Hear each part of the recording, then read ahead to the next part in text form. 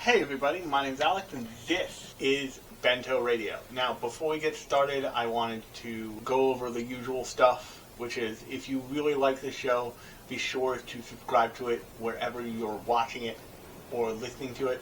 If you're listening to it, that could be on any podcast platform where you're hearing my voice. You can subscribe to the podcast, and if that podcast platform allows you to leave a review, I would really appreciate it. If you left a 5-star review, it really helps the show. If you're watching this on YouTube, be sure to scroll down and hit the subscribe button and the notification bell.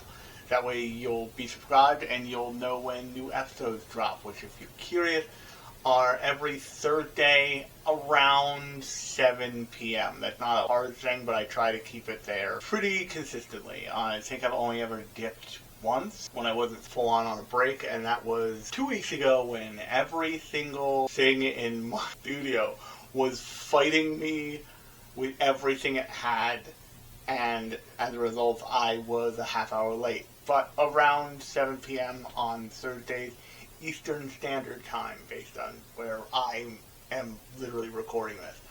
But the last thing I want to talk about in this opening segment here is the fact that I have an app.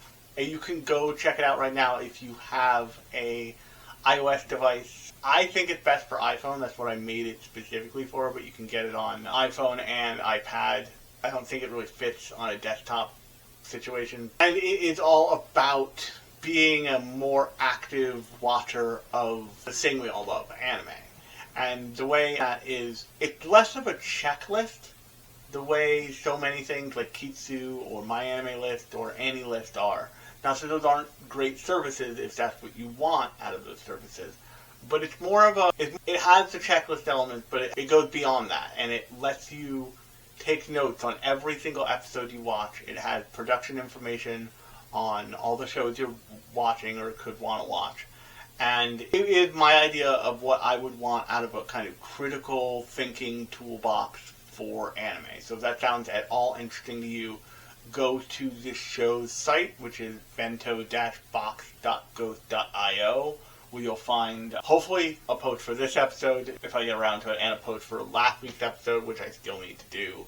But posts for a lot of the episodes, some writing I've done about anime more broadly, and the link to join the beta test for that app. I hope I'm going to be releasing that thing into the actual wild pretty soon, actually, all considering. I'm nearing the end of what my timeline was. I'm not going to say it out loud because that makes it real, but that is that. So once again, that site again is bento-box.ghost.io. That link will be everywhere you could want it. It will be in the description of this episode, on the YouTube video, as well as in the description of the podcast version, as well as on the podcast description itself, as well as on the YouTube channel's page itself. So you can find it everywhere, and go maybe sign up for the beta of Bento Watch, which is the name of my anime watch list and note-taking app. So definitely go check that out. And on that note, I'm going to say we should jump into what we're talking about this week. Now, this week might be a little bit shorter because it is another pair of OVAs. This time from the 90s. This time from the late 90s. Not from the mid to late 80s. From the mid to late 90s. I'm improving. But that OVA is actually a total mouthful of a title early on for that trend.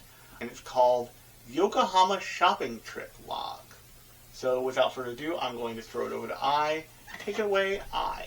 Yokohama Shopping Trip Log, directed by Takashi Anu and released in 1998, is an OVA based on the 1994 manga of the same name.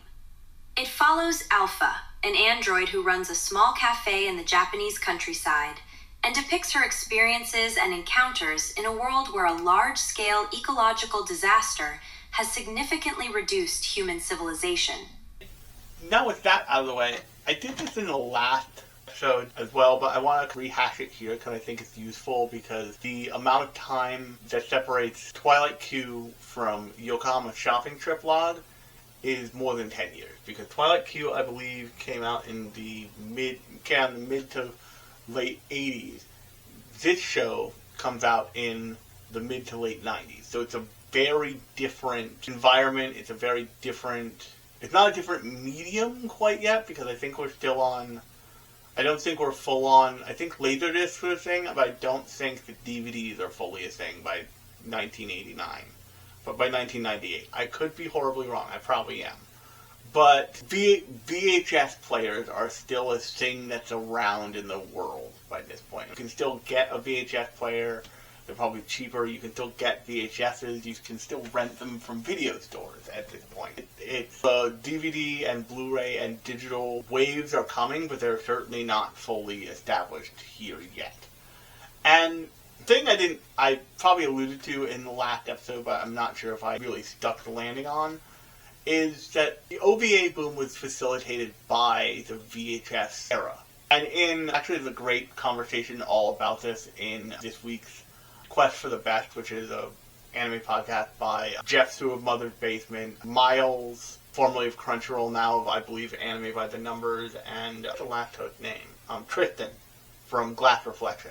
All three of them are attempting to make their definitive list of the top 100 anime, and they're all about at least as giant media nerds as I am on this stuff, and they went through this whole really fascinating three-way conversation of just, this is what the OVA boom was, and this is what the term OVA means, and all this other stuff. So definitely go check that out in their podcast feed, or in their YouTube channel, because it's all podcast, it's both. But suffice it to say that for a variety of reasons that I don't want to entirely bring to the table, because I'm not super sure about what I'm right about and what I'm wrong about, the Japanese animation industry treated the shift to the ability to just release something directly to video in a wholly different way than the American entertainment and movie and animation industry treated it here.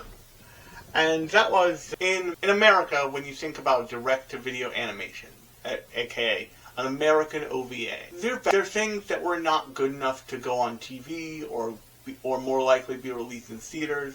Think about all the weirdly bad direct-to-video Disney movies that were just not great. And a lot of weird sequels got released in there. I'm not entirely sure that Hunchback of Notre Dame 2, which is technically anime because it's animated by Disney Studios Japan. I have a whole theory on that, but I don't know if I've stated on this podcast before, but it would take too long to get into here. But that show, that movie went direct to video and was just ceremoniously put out into the world on video. I'm not even sure it got, and I could be horribly wrong on this, I'm not even sure it got a theatrical release. I think it was just a direct to video sequel. And that thing is not great. That thing tries to make up for the original sin of the Hunchback of Notre Dame, which, if you have no idea what that is basically, the Hunchback of Notre Dame is a super empowering message for disabled people until the end, when it gets super ableist out of nowhere and is like, but disabled people don't get to get the girl. They just don't. That's not how it happens. And it tries to couch it in story reasons, but it feels real bad to watch. Speaking as a disabled person, it feels real messed up to watch Quasimodo save the day, and then the handsome blonde prince gets the girl who owes a brown-skinned, absolute goddess of a woman who, Disney could have let that happen. They just could have let that happen, and they just didn't. And then they released a direct-to-video movie that was essentially a not-so-veiled apology for, oops, we didn't give Quasimodo a girlfriend, so here's a absolutely batshit insane woman for him to have the love interest. You're welcome. Real weird. But my point is that America treated the ability to release things direct-to-video as a dumping ground in a lot of ways, and Japan treated the video market as a place with less restrictions, at least in the animation realm. I'm pretty sure in all realms, but especially in the animation realm. And what that gave you was shows that didn't need to do things or didn't need to worry about things that shows that were either broadcast or would-be films would need to worry about. And in something like Twilight Q from last week, you see the kind of experimental storytelling and animation stylings that they get to do on OVAs really well, actually, I think.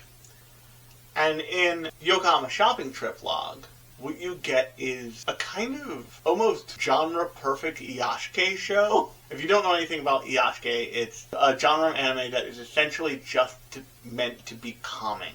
It's not meant to have these big stakes or have this big bombastic plot or character. It's just meant to be a show that's calming, and if you do get stakes in a story, the stakes aren't particularly high or dangerous. Perfect examples of these shows are a lot of KyoAni shows, especially the one that stands out in my mind is a show like Kamiko Market or Miss Kobayashi Dragon Maid is a great example. Like Miss Kobayashi Dragon Maid, every once in a while, just takes the gloves off and goes for it, and does a beautiful animated fight scene, but in the context of everybody playing freaking volleyball at the park. And these shows are always really interesting and really nice to watch because they're aiming at something different than something like a Demon Slayer is never aiming to provide you a necessarily calm, tranquil time. It has a story it wants to tell. It has stakes it wants to set and raise and manipulate and all that stuff. But in the iyashikei show, there's Kobayashi Dragon Maid, like Kamiko Market, a show called Flying Witch, are shows that are meant to be healing. They're meant to be sitting with a warm cup of tea on a cold day. They're meant to be about the vibes. And in the way that Twilight Q last week was less about the story and more about the vibes that they were achieving with both episodes, this whole show is about that. It is there for that purpose. And the way you can tell that, this show has a darkness. Absolutely.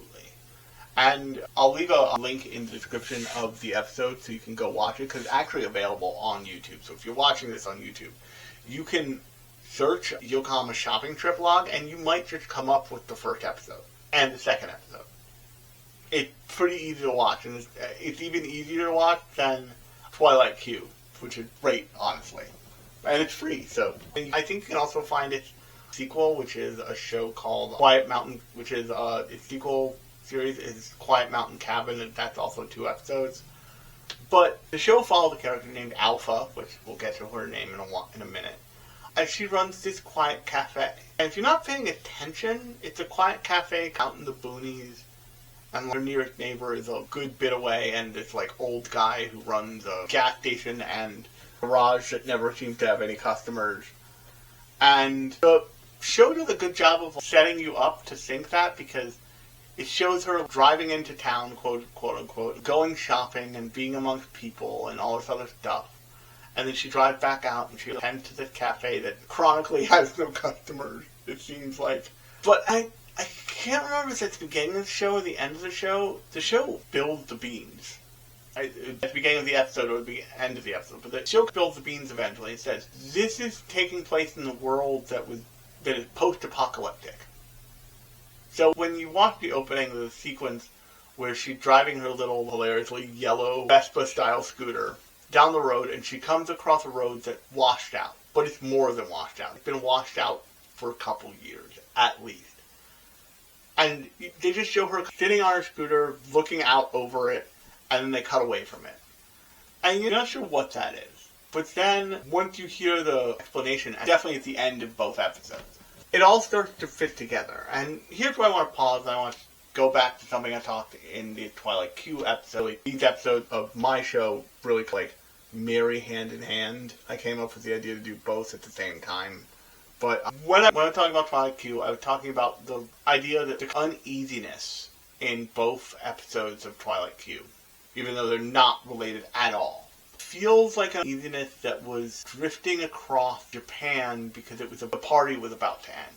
Their economic dominance, which was in the 1980s, was about to come undone in a way that would result in something that we still feel now, but the primary part of it was known as the lost decade.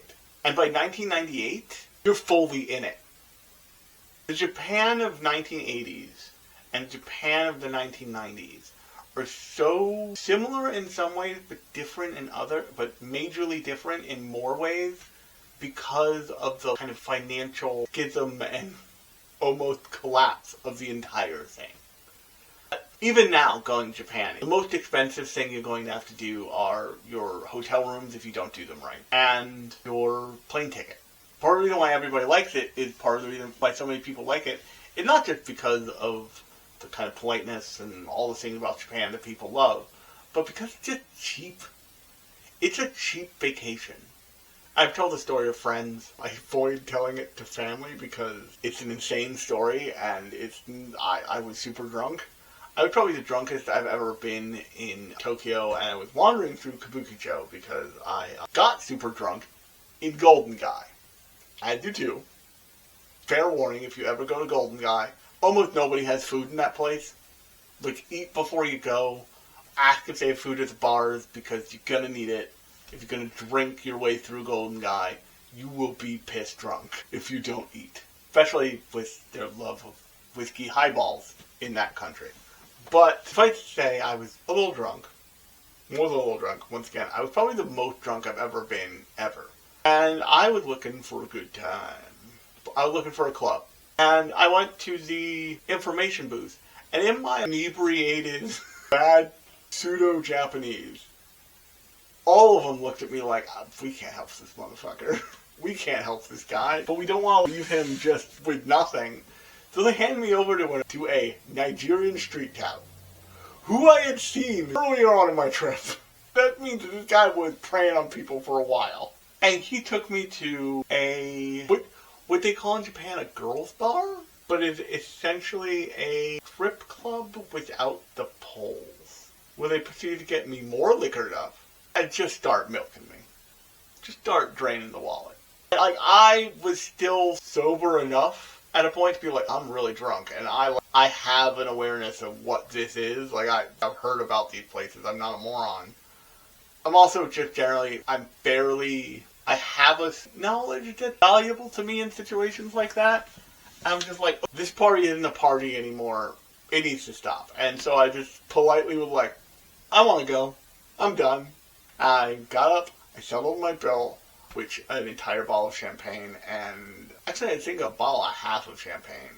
But more money than you think, more money than you're thinking, but less money you're thinking, but more money than it should have been thing. But in yen, to be clear, in yen. And I was just like, I can swing this, whatever. And I just left and drunkenly got on a train and got back to my hotel, which was in Akiba, and passed out and woke up the next morning. Somehow right as rain. I wasn't even crispy. I was stunned. I don't know how I did that to this day. But my point is that it is, in the 1990s, Japan, especially in 1998, especially going into 2000, even now, Japan has experienced a depressive economic episode that has changed the calculus for how people feel about the direction of the country. But this was especially true in the 90s, around when this OVA would have come out. And everything feels a lot more hopeless, because we all live with echoes of what came before. I know it sounds big and lofty, and it is. But what I mean there is, we all live with the reality that people older than me had an opportunity to buy houses in a way that I never will. In a way that you never will, probably, if you're in the age range I'm thinking you are. If you're in the age range that all my metrics tell me you are. And they also had a freedom and unstructuredness to life that we don't have, and expenses that we don't have, and the world worked different, and it was less predatory and less all of these things than it is now, by a country mile. And at some point, that same cadre dragged it all to the ground. And what you're seeing in the setting of Yokohama Shopping Trip log is Alpha constantly traveling through what was, the tattered remains of what used to be there. And what the kind of cool thing is, they don't foreground that. So many shows foreground stuff like that for you to focus on really intently. This show is like, oh, an apocalypse happened, but it was like years ago. Now everything's just calm and the world is at peace, and you don't, yes, something bad happened, but it's far enough in the past where it's not better, but it's also not painful in the same way anymore. People started to live their lives. This show came out after Neon Genesis Evangelion. Neon Genesis Evangelion came out in 1995. This show comes out in 1998. And the thing about the apocalypse in Neon Genesis Evangelion is you're at the beginning of it. You're at you're in the middle of the world ending in a real meaningful way. And it feels like that. And it has this sharpness. And there's a great, not throwaway, but background thing that's happening constantly in Eva, where all of Misato's friends and coworkers are getting married. Because it's the end of the world, and if they're going to get married and they're going to experience marriage, they might as well do it now. Because the world is ending. The world in Yokohama Shopping Trip Log is beyond that. It loops back around to the world didn't end, it just collapsed in on itself. And people are still there. And that's a really interesting just setting to put something in. And then what the show does with that is it does really give you a really small scale, deeply personal portrait of one character, and that's Alpha. Now the thing I have said about Alpha is a robot, an android. But not in the way that you think of robots like R2-D2 or any of that stuff. She's a robot in the way that you think of Melfina in the later episodes of Outlaw Star. Not Melfina when she immediately just came out of the freaking suitcase where she was in naked. Like Melfina when she has full personality and a full realized, identity. And Alpha also seems like a slightly unreliable narrator because as soon as they introduce her, they show you her bedside table and there's just a gun there. And that's your first cue that something's weird here, because by this point I don't think they've told you that the world ended and now we're here. You just see a gun in most of the shots when Alpha is getting ready to open up the cafe. And Alpha opens up the cafe and nothing happens again. Eventually she gets another visitor. I forget the other visitor's name. Let me actually look that up. But the other visitor is another android. And this one is an android by the name of Kokone. And Kokone has purple hair and she's wearing an outfit that's, because of the yellow bucket hat, feels a little reminiscent of a grade school kid, actually. And she is delivering a package. That package ends up being a camera, which is supposedly from Alpha's owner. And also the message for Alpha. And this is where, if you're watching this, by the way, spoilers for both episodes of Yokohama Shopping Trip Log. I have not watched Quiet Cabin yet. I probably will in my own time. I might talk about it here, but I haven't watched it yet. This is where the show could have taken a turn for way weirder. Because the way that Kokone gives Alpha the message is not by her eyes going white and projecting something or something super robot. They kiss. They make out about it. And the show is way less, is still clearly showing you, oh, they're definitely making out about it. That's definitely how the data is getting transferred here. And the weird quirk of robots in this world, apparently, is that they are both incredibly human, and their data ports are just their mouths. So when Alpha uses the camera, which is like a little kind of early MP3 player, if you've ever seen one of those big honking things, or early rounded Sony Walkmans, it almost looks like that with a lens on the side, which Kokone at some point later in the episode said, oh, the lens is made out of the same stuff our eyeballs are made out of, and Alpha's like, oh, that's why it looks like my fucking eyes. Thanks for telling me. But if she wants to use the camera, she takes out essentially a 3.5mm jack and sticks it in her mouth. And then she sees what the camera sees. And so it's really does it a couple of times. She's like, that's really weird and disorienting. I don't know that I like that. But the method that her owner sent along with the camera is basically go to take a lot of pictures, experience the world, revel in it, all that stuff. And I tried to do that. And she does that successfully. And then the episode ends. This episode, the blessing and the curse of OVAs is that they get to do whatever they want, and they can have as much time as they want, but they have to pick that time carefully, because they don't give themselves enough time, they're not guaranteed to get another amount of run. The only thing you may get is 2 episodes. And this did get 4 ultimately. It got basically a season 1 and season 2 treatment. But that's still not, 4 half-hour episodes, it's not a lot of time to work with. 4 half-hour episodes is 2 hours. That's barely a feature-length movie. So this episode basically serves as a way to introduce you to Alpha. But, and this is a key point for both episodes, it gives you another character to spend time with too, in the form of Kokone, who's there for the entire episode and then leaves at the end of the episode. And then the second episode happens, and they introduce some kind of stakes. Because they just make it so Alpha gets struck by lightning. Because she needed a new rake, so she went into town, and she was riding on her scooter with her rake in the back, sticking straight up, because of course. And a storm passes over and strikes her with lightning. And that old guy I mentioned earlier, who runs the gas station that nobody's ever at, finds her and brings her to a doctor. And apparently in this world, doctors treat both human and robot patients. And you think this is going to be part of a longer recovery, going to spend some time in the hospital, all this stuff, and she really doesn't.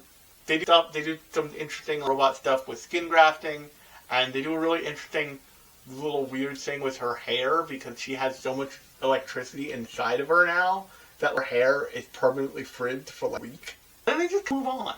And they have her go find a beautiful spot to end the episode on.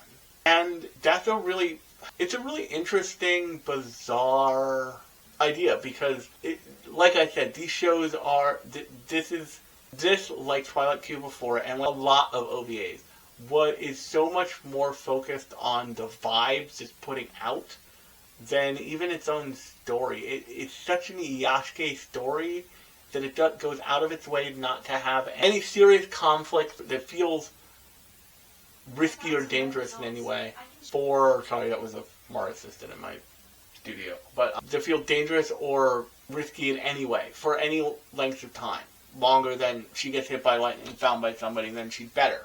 And I don't know if I've talked about iyashikei shows on my show yet, in this iteration at the very least, but they really are healing. They're meant to be really nice, and they're meant to make you feel like you're hanging out with the character, or you're hanging out in the world.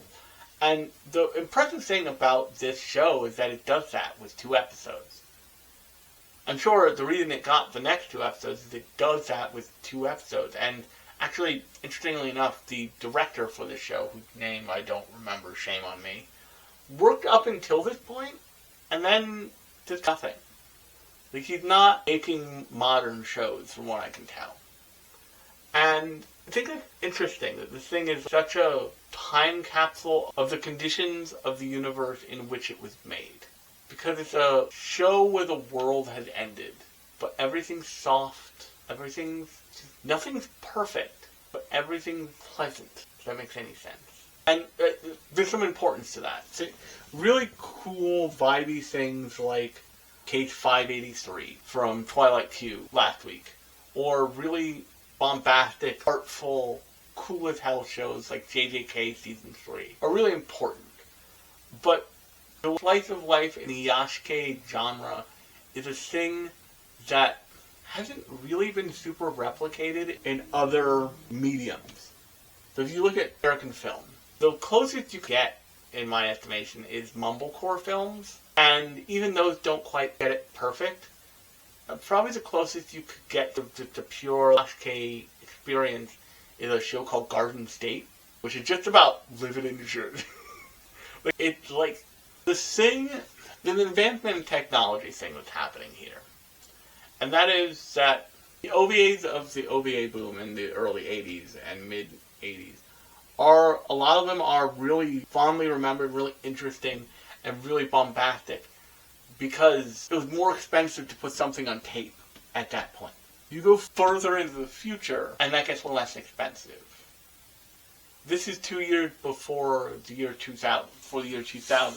This is 1998 was when you could get a CD player, I'm pretty sure. I'm probably sure you could probably meaningfully get a DVD, if not certainly a Laserdisc. There were more refined ways to get stuff. And I have a concept I always think about, and that is that to be poor is to live in the past. Because if you're not financially well off, you don't get the latest stuff because that stuff's too expensive. You get the stuff everybody's already done with. And that same concept applies to media, and not just consumption, but distribution. It's much cheaper now to produce a game at that graphical level than it was when the Game Boy was brand new. Because the technology has been around for long enough. It is available more widely. It is less critical and valuable to people who are currently creating games in a way that advanced graphic cards and all this other stuff just isn't. And the same is true of VHS stuff. If this was put out on VHS, which I don't have a reason to think that it wasn't, it was, or even any kind of home video distribution platform, it was done in a much later stage in the game where the system was more refined, the system was more definite and perfected. And that means that they could do it cleaner. There were people who knew how to do this. Unlike Dallos, which is widely regarded as the first movie, where they just made a thing and pressed it to tape and were like, I don't know. And when I haven't seen that, I've heard that it feels like that a little. But suffice to say, and you're seeing this now a little bit in American film, temperature is coming down slowly on what the stakes have to be for films because they've gotten too high, and the bar of, not even quality, but of profit that's expected out of a superhero Marvel or DC film is too high to maintain. So we've started getting films that are more interesting and more introspective that are, and more smaller scale, that are rising to not the same status, but more noticeable status, because the other version of that, the giant Marvel tentpole superhero trilogy film, can't sustain that anymore. So you need something like Sinners. You need something like that insane Macaulay Culkin, Jesse Einsberg, neurotic mess of a movie where they travel across Europe. You need the smaller stuff to experiment and figure, so those people have space to then go, or those ideas have space to then go and be fine-tuned and tweaked and turn into something else. I see this entry in the iyashikei pantheon, so to speak, as a kind of stepping stone to something like the sequence in Violent Evergarden, where she adjusts her arms. That feels kind of similar to the sequence where Alpha is making coffee in the second episode. The sequence where Aki makes himself some coffee and has a cigarette in Chainsaw Man really feels like this. This stuff was watched by people. And part of the reason why the OVA boom was successful is because it didn't have the backing of the internet and the infinite content machines the internet has become. And people, the only choice they had was what are the new OVAs at the video shop? Rent them all. Watch them all. Buy them all. Watch them all. On daisy chains with tapes so we can spread all this stuff and all of our friends can watch it. Oh, I am sure the phrase, well, I don't love Yokohama Shopping Trip Log, but it's real nice. And I watch it, and sometimes I watch it just as a nice way to end the day. And that's what made this stuff possible. And what I see, at least, happening in anime is a little bit of mirror of what happened in live-action films. And that is that the bar is shooting up. Each season of JJK has to be successively more interesting than the season before it. Only there's a negative to that. And that is the third season of JJK is so wildly artsy that's turning people off because it's not the thing they're used to. It's not the hyped up monster of a show. It still is. But it's approaching it way different than some fans are used to, so they're put off by it. And there was a time when lots of people were worried about Netflix defaulting on all of its obligations, and the anime industry just being pulled into the sea with the gravitational pull of Netflix failing. I'm not going to say that still can happen, certainly, but the kind of hype cycle of anime has reached a fever pitch. I mean, look at the videos that do well for my channel. They are shonen action. They are things that feel like I can hype up based on an existing show or something like that. Even my two most successful videos to date are really my video for Kaidashi, which I thought I was insane for doing, and my video for the week before the Kaidashi video for Flag. And in Flag's case, I used it as a way to talk about POV animation, which had become a real signature move in high-end, pricey productions. Look at us do the Chozo blood fight from the point of view of Chozo. Look at us do, any number of the big POV shots that have been in really popular anime as recent. Flag did that in 2006 and did an entire show that way. The point of that. But Kaidashi is, I called it small-scale shonen because it was a shonen show that did not aspire to necessarily save the whole world, which is rare, to be clear. Even at the time, even in 2006, when it was produced, it was rare.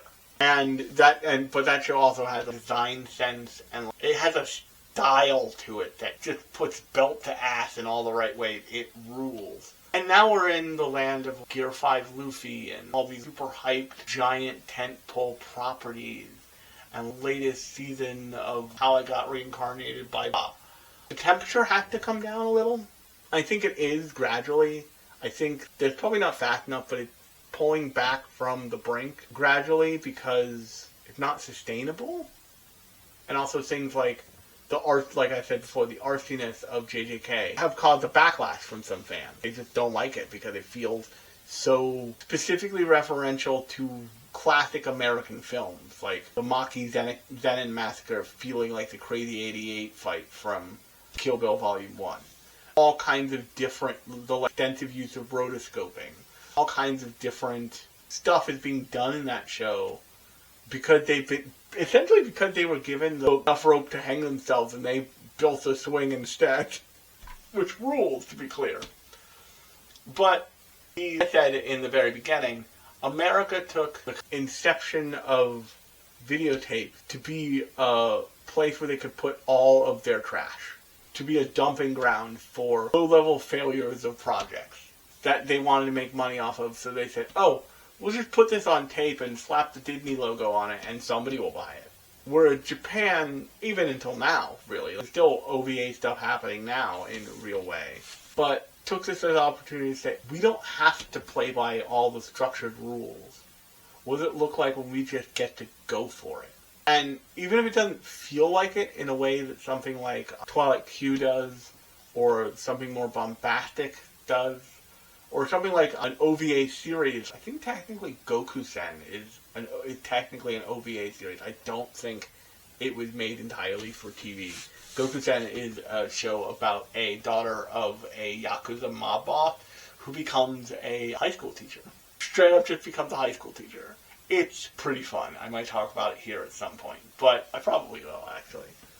But that's from like 2000, I want to say 12, my brain wants to say, but I could be totally off base. But from the early aughts. But you also get stuff like this, where they had enough money, they had enough time, it was successful enough to get a second entry in the form of Quiet Country Cabin, I think is what the full title, the second season is. But this is just as much of a cool experiment as something like Twilight Q, which is much more known because of the essentially pointless plane turning into a koi fish in the middle of the sky sequence, which is, I want to be clear, the first thing you see in that second episode is just a plane turned into a giant koi fish. And you're like, what's happening? But remember, I'm in for an Oshi of a time. But that's actually where I'm going to end it, so I hope you liked the episode. But hey, I hope you enjoyed the podcast, and if you did, be sure to subscribe wherever you're listening or watching. If you're listening to it on a podcast platform and they allow you to give a 5-star review, be sure to do that. If you're watching this on YouTube and you really liked what you saw, be sure to subscribe to the YouTube channel and like the video. In addition, if you want to make sure that you don't miss a beat, be sure to hit that notification bell so you know when new episodes drop. But if you're wondering, They drop every Thursday night Eastern time. And on that note, if you really love the podcast and you really love what I'm trying to do here, be sure to give the website a look. That website is bento-box.ghost.io. There will be a link in the description of either this podcast or this video. It'll also be linked in the description of the entire podcast on the information page. It'll also be linked in the description of the YouTube channel. So there's plenty of ways for you to get to that website and check it out. If you want to follow me, my social links are also listed in the footer of that page. So once again, go over there to find that stuff. But I hope you liked the episode. I look forward to talking to you next time. But until next time, I have been Alex. This has been Bento Radio, and I'll talk at you later.